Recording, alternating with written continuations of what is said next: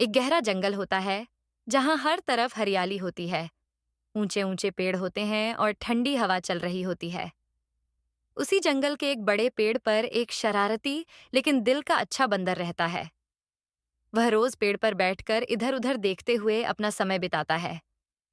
एक दिन जब वह आराम से बैठा होता है तो उसकी नजर नीचे पड़ती है। वहां कुछ छोटी छोटी चिड़ियां होती हैं जो जमीन पर बेचैन सी घूम रही होती हैं। वे बहुत कमजोर लग रही होती हैं। उनके पंख ढीले होते हैं और वे उड़ भी नहीं पा रही होती। बंदर ध्यान से देखता है और समझ जाता है कि चिड़ियां भूखी हैं। बंदर का दिल पिघल जाता है। वह तुरंत पेड़ की शाखाओं पर उछलता है और एक एक करके पके हुए मीठे फल तोड़ना शुरू कर देता है।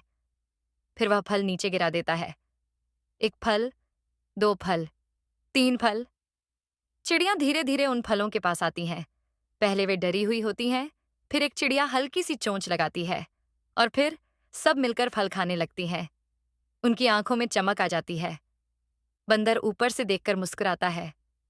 वह रुकता नहीं और फल तोड़ता है और फल गिराता है, बार बार, लगातार, जब तक जमीन पर बहुत सारे फल जमा नहीं हो जाते। चिड़ियां अब खुशी से फुदक रही होती हैं, एक दूसरे के साथ खेल रही होती हैं और पेट भरकर खाना खा रही होती हैं। कुछ देर बाद वे अपने पंख फैलाती हैं और आसमान की तरफ उड़ने लगती हैं।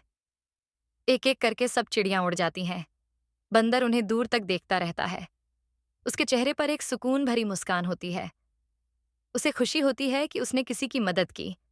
लेकिन फिर जब जंगल दोबारा खामोश हो जाता है और पेड़ पर सिर्फ वही अकेला रह जाता है, तो बंदर धीरे से चुप हो जाता है।